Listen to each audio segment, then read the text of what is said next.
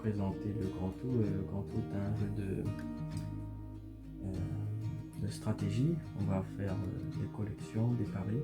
Le Grand Tour en fait est une divinité qui va mettre à l'épreuve plusieurs personnages parce qu'il veut recruter une cinquième divinité. Il va mettre sous ses ordres 4 divinités mineures. Ici Fortuna, Sagesse, Justice et Talent.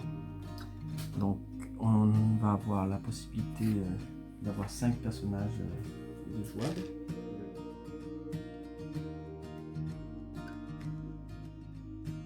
Donc on va jouer nos 4 cycles de haut en bas et de gauche à droite. Après le premier cycle, ici on va faire une phase de revenu et ensuite on va revenir à la première étape et ensuite aller un peu plus loin jusqu'au cycle 2, jusqu'à cette phase de revenu. Donc on va faire ces étapes à la cycle 2 et ensuite une phase de revenu. On va reprendre les étapes jusqu'au cycle 3, ici jusqu'à la fin pour faire la phase de revenu et ensuite on passe directement au cycle 4 et on enchaîne comme ça jusqu'à la dernière étape. Bien sûr, on joue jusqu'à ce que quelqu'un ait atteint une condition de victoire, sachant les 4 divinités mineures ou 3 grands tours. Je vais vous expliquer les deux conditions de victoire. Posséder 3 dieux mineurs plus un temple, donc 3 grands tours et un temple. Pour obtenir sagesse, il faut avoir 8 de plus sur sa piste de victoire que tous les autres joueurs. Pour obtenir fortune, il faut avoir 8 de plus sur sa piste d'or que les autres joueurs. Pour obtenir justice, il faut avoir 3 de justice de plus que tous les autres joueurs.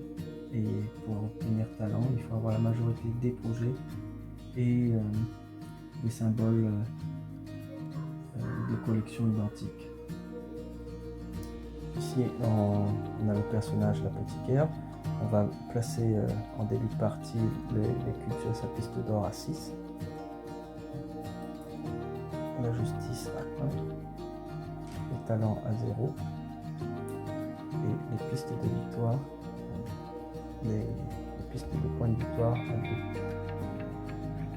Voilà. Et ensuite les 3 pions sur les pouvoirs de l'apothicaire. Ici on va faire le déroulement d'une partie, d'un tour de jeu. On va imaginer qu'on est à la deuxième étape. Le joueur bleu est le premier joueur. Par exemple, ici, il décide de faire cette action. Le joueur rouge décide de faire cette action. Et moi, je vais y aller.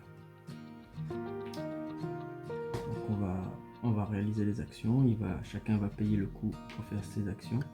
Ici, 4 pièces pour avoir une tuile spécifique. Ici, il va payer 4 pièces.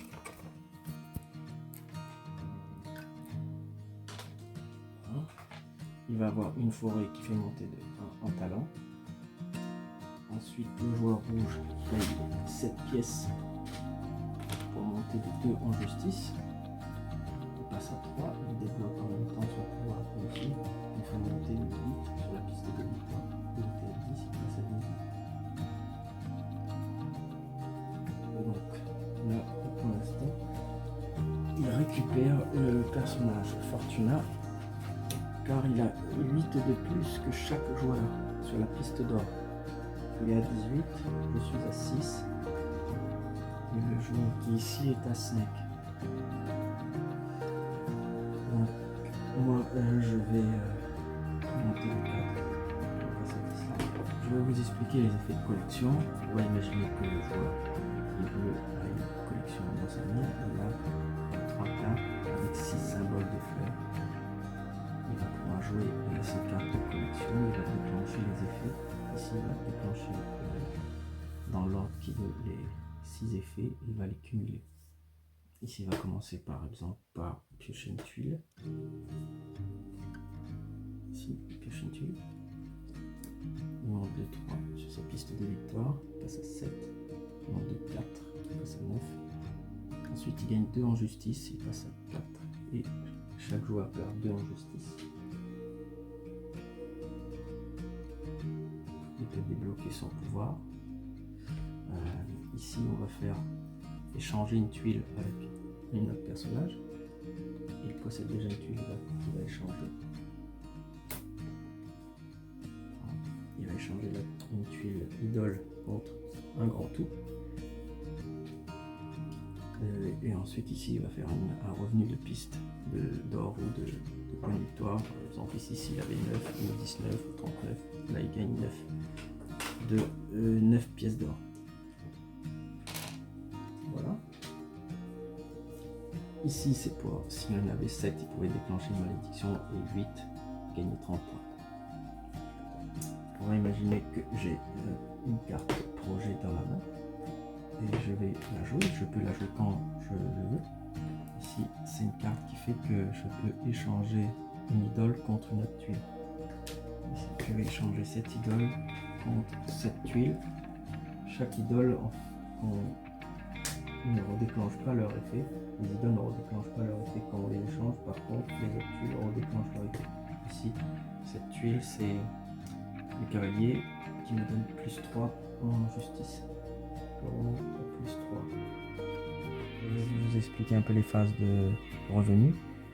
Chaque divinité va nous rapporter des revenus pour celui qui le possède, des pièces d'or, des points de victoire, des cartes à piocher ou un symbole grand tour. Nos champs vont nous rapporter de l'or et pour chaque moulin, les champs vont nous rapporter 1 d'or de plus. Ici, on va regarder où sont nos cubes sur nos pistes pour recevoir de l'or, des cartes et des points. Chaque projet réalisé nous rapporte des pièces d'or. À la phase de malédiction, on perdra 1 de justice et 5 points pour chaque idole qu'on possède. Et à cette phase, on va vérifier que chaque joueur ne soit pas dans le rouge. Si c'est le cas, il va devoir subir la malédiction en cours.